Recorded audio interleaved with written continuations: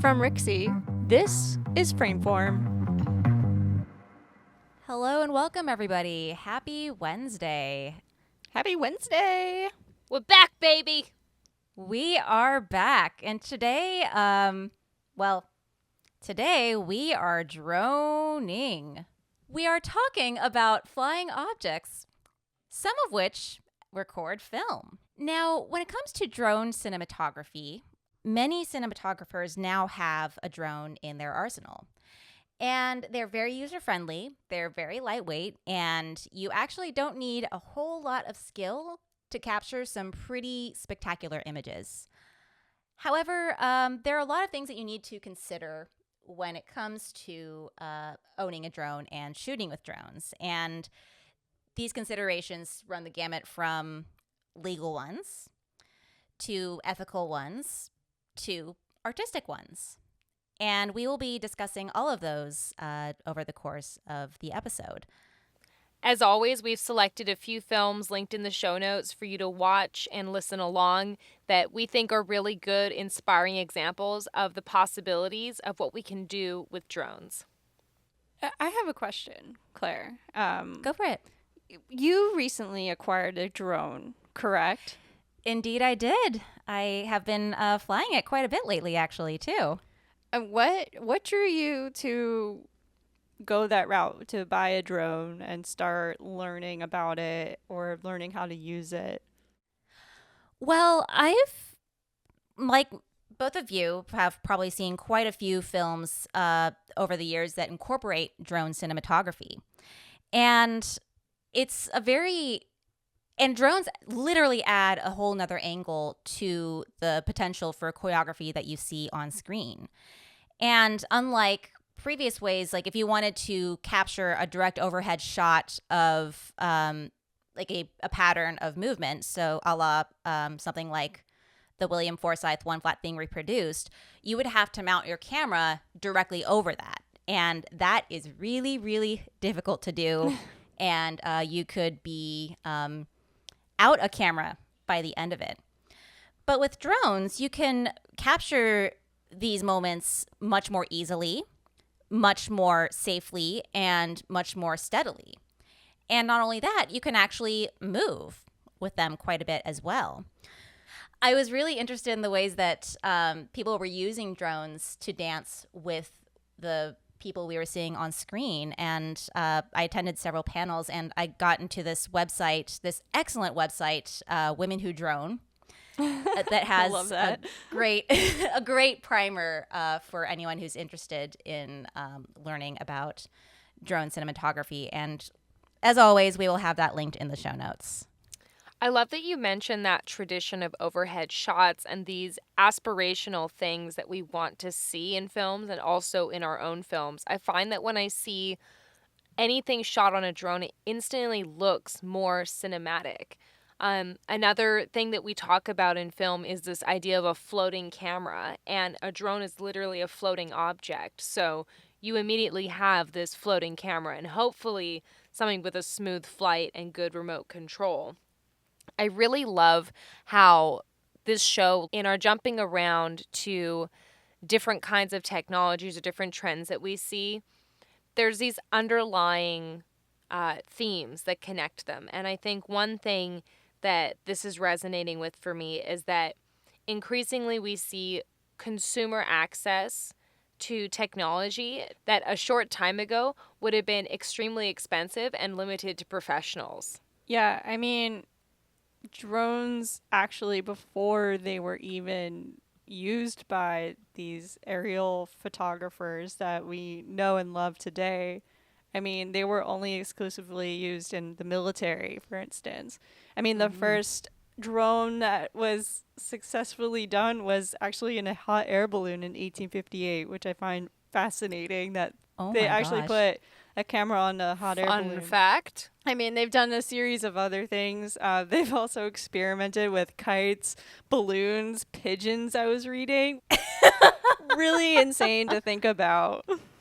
From what we know from movies, seeing helicopter shots shot from above, and that was like the only way we could get these kinds of shots. But now we have, you know, not that Radio Shack is alive anymore, but you can go to Best Buy, Amazon, B&H Photo, Rest in Edorama, peace. all of the above to go get a drone um, for a not very high price. Um, Unlike what you could get years ago in the 1980s, when that's what we know of today is. Absolutely. I miss Radio Shack. I miss those massage chairs. Well, later in today's episode, we're going to talk more about some best practices and suggestions if you are going to be filming with the drone. But first, we're going to talk about some specific examples of films. And I think a perfect transition from you talking about military and Right. surveillance, Hannah, is targeted advertising, filmed by Mitchell Rose. I remember when this film first came out in 2015. I think it was submitted to Screen Dance Collective. I think, actually, to be honest, at this time when drone photography was coming out, everyone was doing it. And Yep. I noticed also a lot of commercial work or low budget commercial work being done with drone cameras, and I kind of just had a sour feeling towards them because I was like, oh, they just did it with a drone because they have it and they could do all this cool stuff. Years later, as I'm watching it to prep for this episode, I'm like, this is actually a really cool way of using it, as well as also knowing the history of what drones were doing, spotting people of interest and spying on them, keeping an eye on them. I applaud you, Mitchell, for coming up with something like this, talking about history and the present now with this kind of film. Oh, absolutely. Absolutely. And I think it's hilarious since this film did come out quite some time ago and it actually takes place in 2023, which Next is year. said to be next year. Sounded so far in the future. And can you imagine if you had told ourselves back then, hey, there's going to be a global pandemic? Or half the stuff that happened. Oh, my. We would have been like, nah, I don't believe we're you. just going to sit back and, I guess, listen to Grimes, who's, this up-and-coming indie Yeah. songstress. But yeah, and Hannah, you bring up a great point as far as just how the proliferation of technology, and I think that we want to be clear that you don't want to approach film in a techno-fetishist manner. You don't necessarily want to show off the latest cool trend. Yeah. Because that actually dates the film pretty severely. So, for example, in my first days with the San Francisco Dance Film Festival, we saw some Google Glass films, and look at how that aged. Oh my gosh.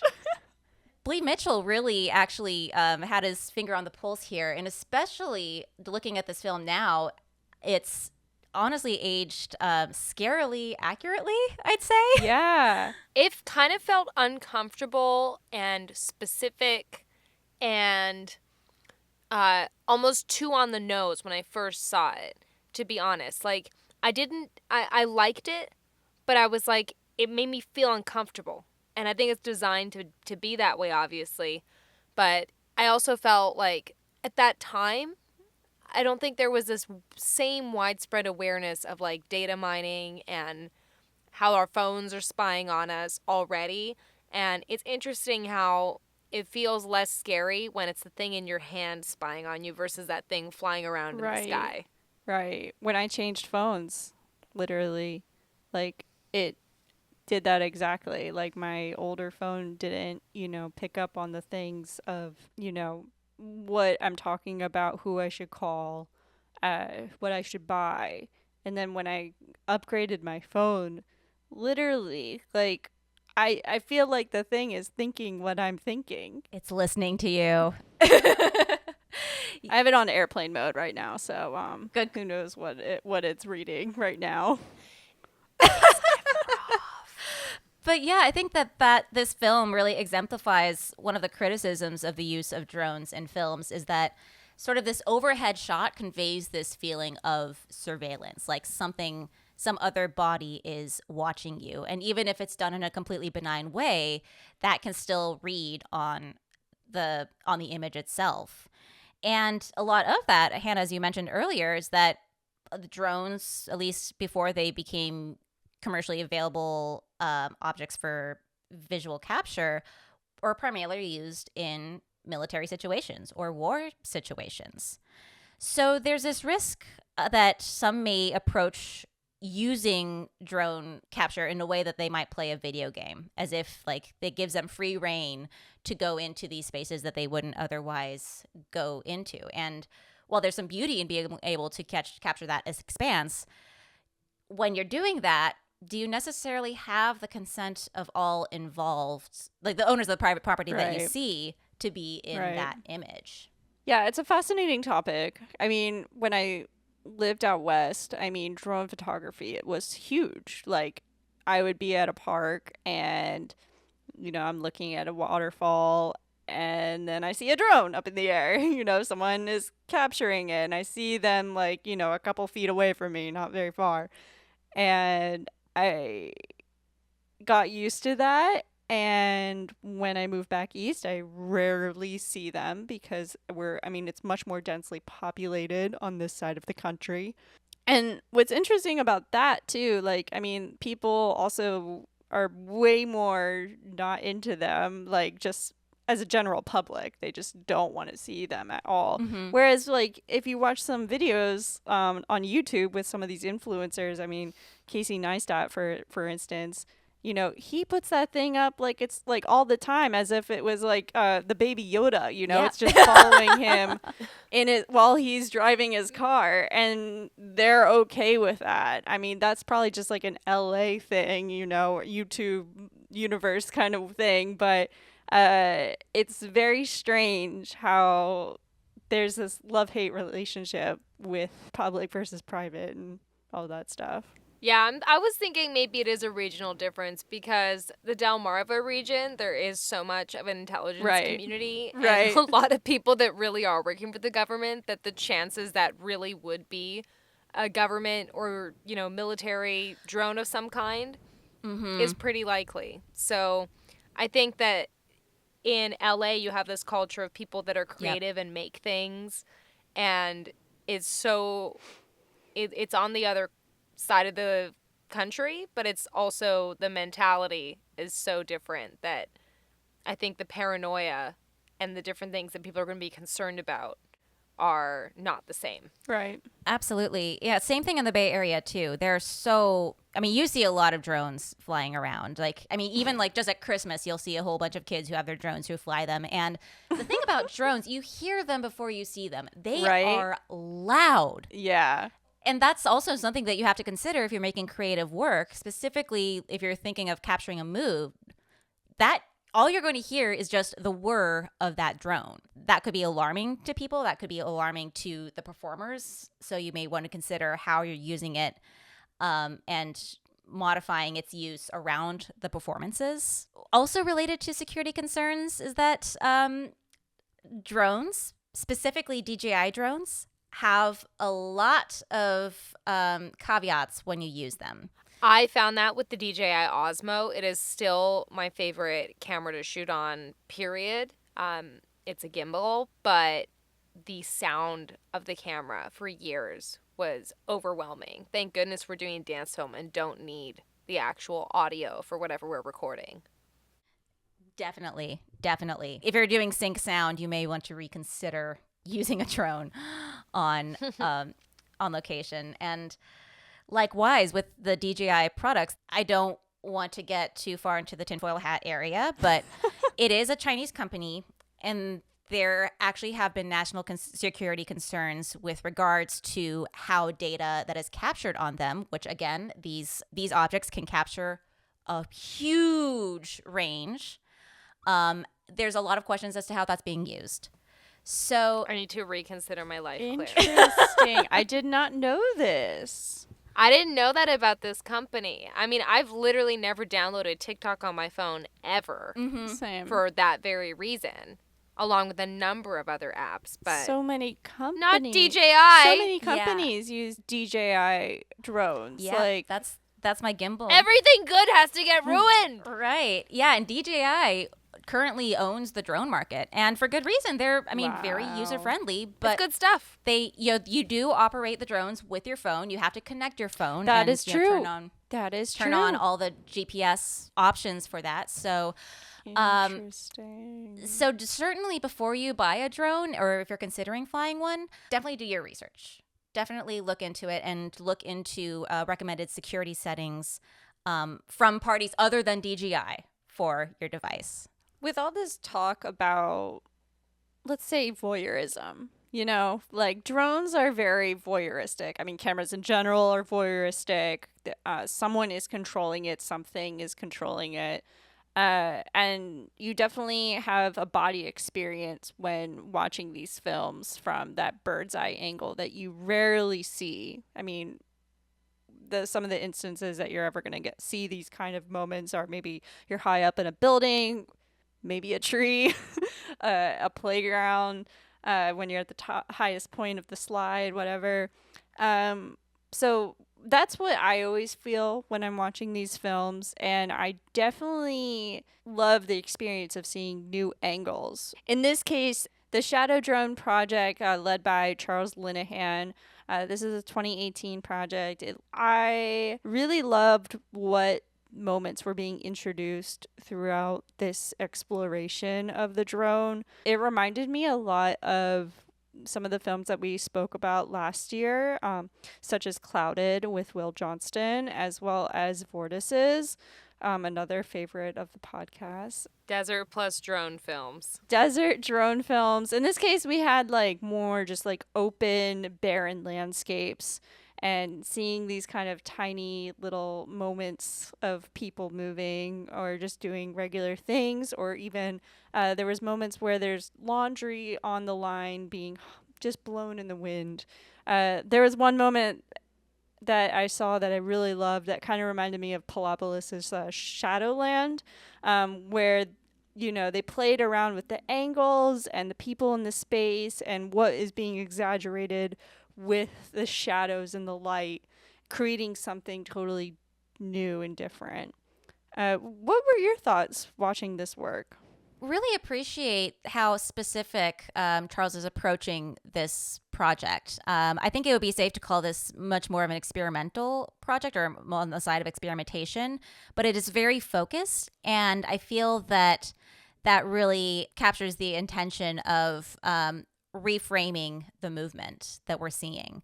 Now, specifically, the captures are taking place both towards the beginning of the day and the end of the day in order to create these long shadows. And these long shadows themselves then produce a very unique kind of movement on screen that really is only possible to see with those drones. And yeah, Hannah, as you mentioned, like it's very Palopolis-like in that really the shadow is the way that we perceive the movement, and we get a different kinesthetic experience from that as well. This is loosely related to dance film, but directly related to shadow play. There's this company called Manual Cinema, based out of Chicago. Yes. And we've seen them live once, and like their logo's an overhead projector, because at the same time you're watching them live on stage using cutouts and props and live performance, and all sorts of tools. They're also up top projecting basically what they're doing, playing out as a movie. And it is absolutely mind-blowing, incredible art, and it's just so powerful, the mystery and the symbolism associated with shadows.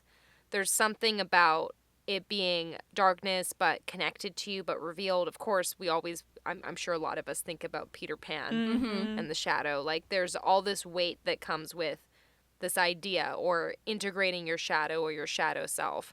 It's really rich with symbolism. And again, I feel like the floating camera, the high angles, the kind of exaggeration of heights that you can get, and the shadows are all things about drone cinematography that just make things that much more epic, regardless of what you're filming. I love that you pointed out that technical memo, by the way, Claire, that it has to be near the beginning or the end of the day for long shadows.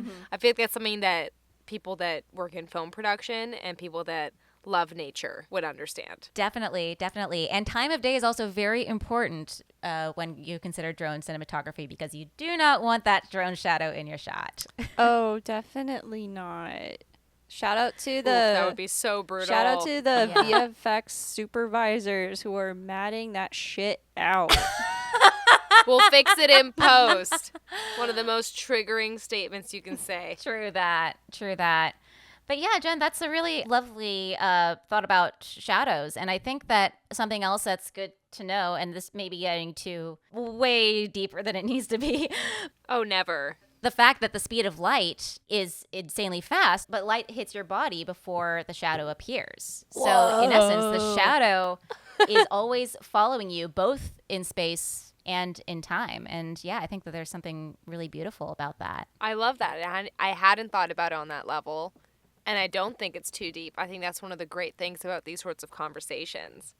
I know that when we, and thank you for mentioning Clouded earlier, Hannah. Like, I know when we show Clouded, it doesn't matter what age group or, you know, the demographic or background of the audience, whoever sees that film, one of the most staying impressions as far as favorite shots visually or just things that are beautiful to experience, it is those dancing shadows that, again, you could get shadows on stage, but it's not the same as what you can get with the flexible perspective of literally a flying camera. It's funny, that song that's used, the LCD sound system, The Great Release. Like, every time I listen to that song, I always think of that moment where we see those dancers, and I just get these goosebumps. Yeah. And I get It's in the hypnotic. move.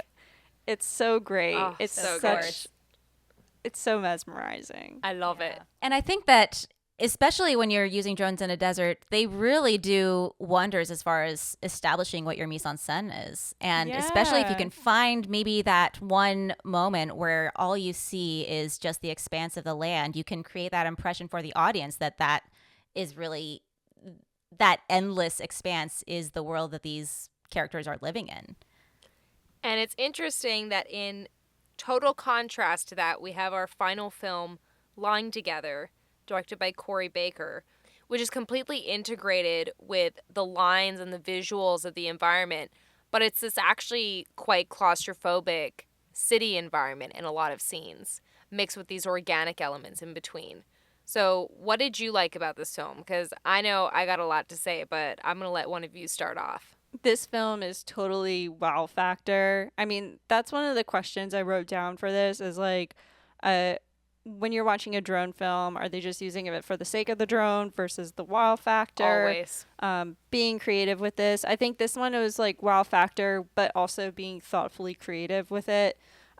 Especially when we notice the moment that they're not just dancing in nature, they're also in nature on top of a skyscraper. And that was such a great moment to realize, like, oh, like this is, about not just nature and dancing with it or celebrating it. It's more about, industry and man-made structures living within nature and how they coincide together, which is a huge topic within, Japan and China. A huge conversation. I think regardless of the details of dance or drones or anything that we're really focused on today on like a very bare bones level, so I mean that's so effective about the storytelling or the technique with this video or this film is I think the use of suspense and surprise and predictability. Yeah. Because it's so balanced and predictable and like the leading lines and the movements, everything is so beautifully orchestrated. It's kind of part City Symphony, part like H&M campaign. And it's just got that kind of summer city like pastel soft palette. It's just so gorgeous, but it on a technical level plays a lot with suspense and surprise. And you're so right, when it finally pulls out to that overhead view of the skyscraper, you're like, oh wait, they're in a garden. Oh wait, they're on a rooftop. Oh wait, that's a really crazy view of the city. I'm kind of scared right now, to be honest. Yeah. It's just so masterfully done, and they do it over and over again in this video. And it really goes to the intention of the video to begin with. So, this was made for World Environmental Day to promote awareness and impact of climate change.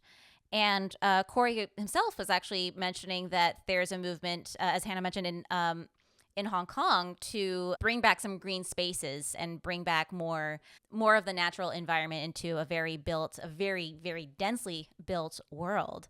And I think that the incorporation of these drone shots really does show that, well, for it provides a contrast to the ground level shots in that it shows just how little of this greenery compares to the vast surroundings of the city, that these really are these little oases in what is a wholly urban environment. And something else about this film that also relates to current events is that a lot of this film was shot during the protest in Hong Kong. That knowledge does kind of affect the way that I view the film, because on one hand, it's incredible that they're able to make this work during such a time of tumult, but on the other, we don't see any indication of that resonate in the film at all. And so it also brings that notion of strategic framing back into it, in that we're framing this as if this is sort of an evergreen scenario or this evergreen environment, but it's really an environment that's under a lot of tumult. Well, and the power of production value.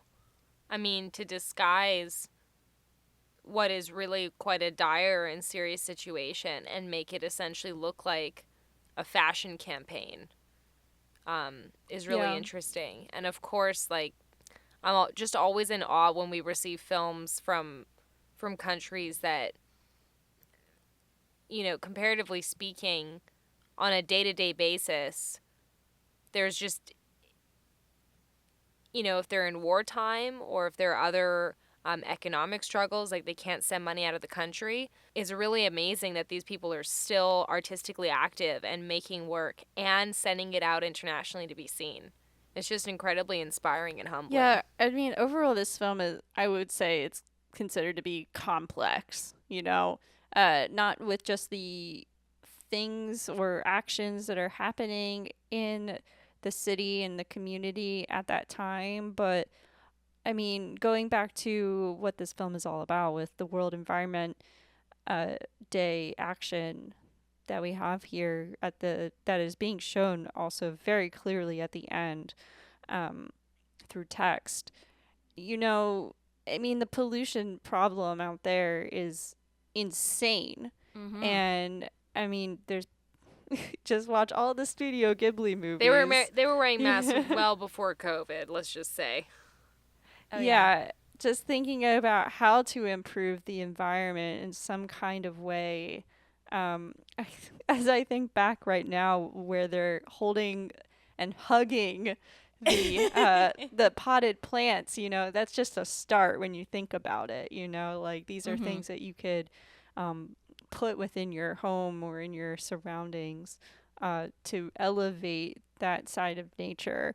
At first I was like, this is kind of funny and weird that they're holding these potted plants that they got at their local store. But then as I think about it, I was like, okay, I can see what the bigger message there is, by simply just purchasing a plant to, help. But other than that, going back to drone photography, I have this one question for everyone here. We looked at 3 films that are very, different from each other in regards to drone photography being used. I mean, besides Lying Together, that is incorporating the drone, a lot of other camera tools are being used in this. Now, my question is, how do we still stay inventive with dance drone filmmaking without it being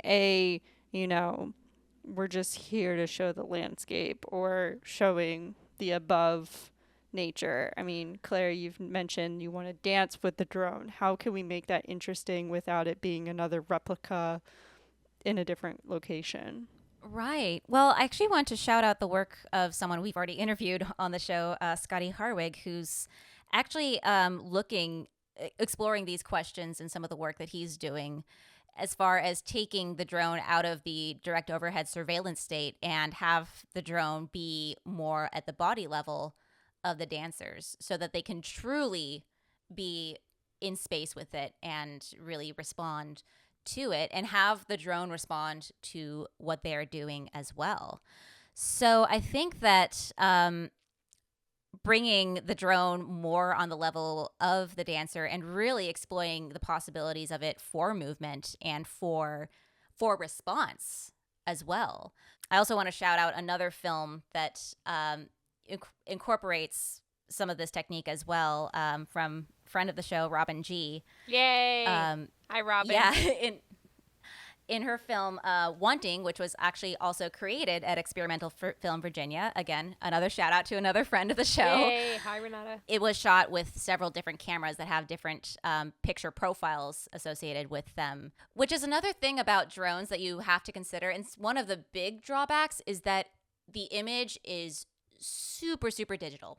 Most drones, I mean, some even shoot 8K. Most of them are 4K models, but they really do occasionally have a sterile effect when the image comes in. So I think that really thinking about the ways that you can manipulate the image and really start to think about the world and the look that you're creating on screen. I love that you mentioned combining cameras as well, because I noticed that with tonight's films that while it can be very impressive in its own way to have a single take, you know, on all sorts of levels, those are interesting to watch and study and choreograph. It's also very effective when you have a more mixed vocabulary and more dynamic choices to choose between. And on the same note, I love what you said about Scotty changing the level of the camera, and it got me thinking about how, you know, for a general audience and for people that might be on a more introductory level maybe, or just for people that love a good stories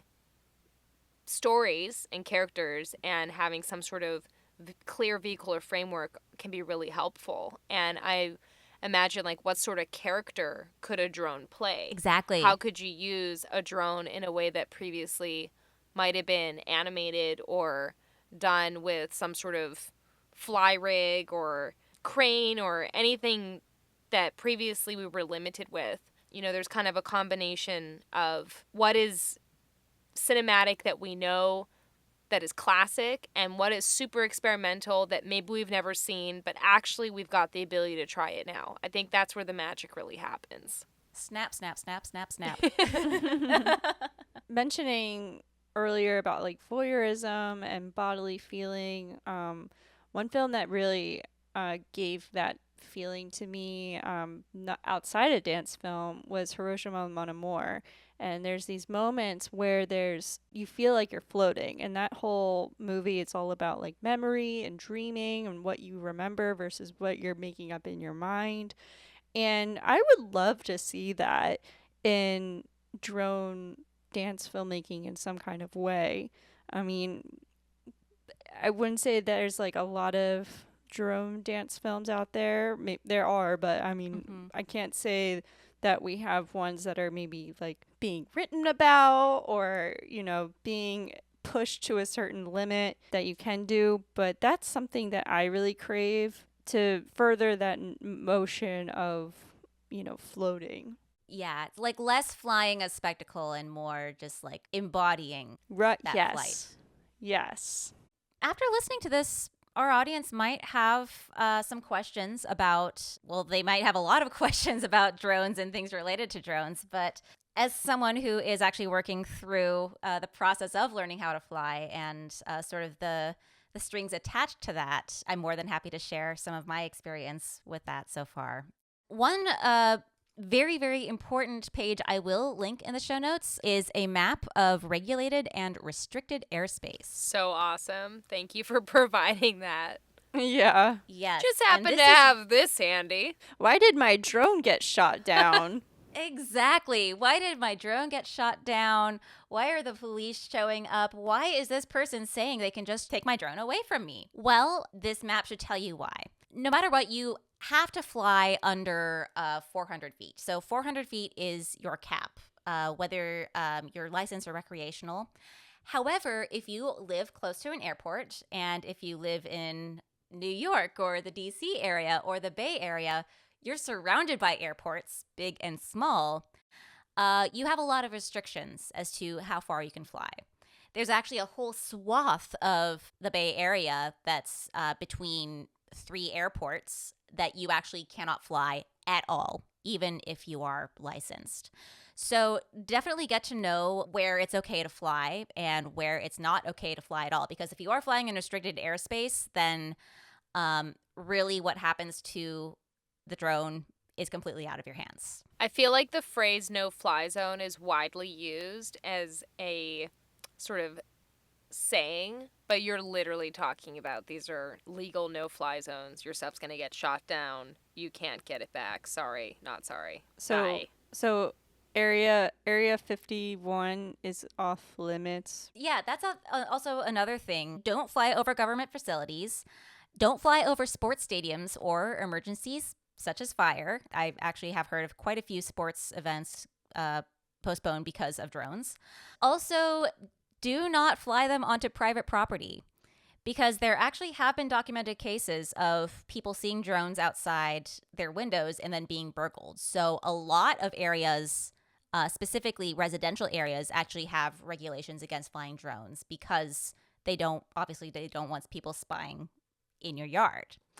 And that also goes for outdoor spaces such as national parks, because national parks are essentially government land. You're not allowed to fly drones within the parks. Sorry if you want to, go to Joshua Tree and capture some sights. You can't actually fly inside the park. If you plan to fly commercially, or to boil that down more simply, if you want to make money off of this, you have to have your FAA Part 107 license.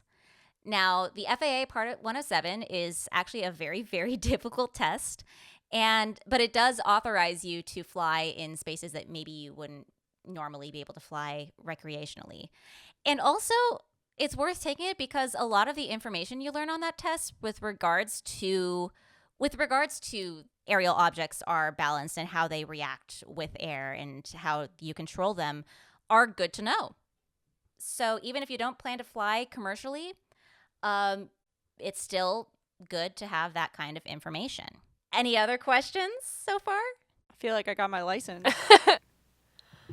Well, the beautiful thing about this podcast format is that we have even more goodies in the show notes. So thank you so much, Claire, for sharing your expertise so generously, as you always do, in this very specific focus area that I know I don't have much experience in. And certainly after just spending a little bit of time learning about it, I'm like, wow, I should totally, whatever I'm shooting next, get a drone for it. I don't think it's this exotic, unknown thing that it used to be years ago. So I love that we got to discuss a few really great examples today, but of course balance it out with some real concrete takeaways. Yeah, there's so many angles that you have to think about whenever you're flying. You certainly have to think about it from a legal angle, but also ethically and of course artistically. There's so many things that you have to consider, and it's not just like the steady cam that you see in front of the red wall that goes woo, right, woo. You can't just fly a drone right up in the air and expect that to speak for your film. As always, if you just ride on the technology, it becomes a gimmick and you lose major opportunities to create something truly awesome. So thank you for sharing some tools today so that our listeners can maybe dip their toes into that. And while everyone is up in the air, I'm going to, put my camera on a boat.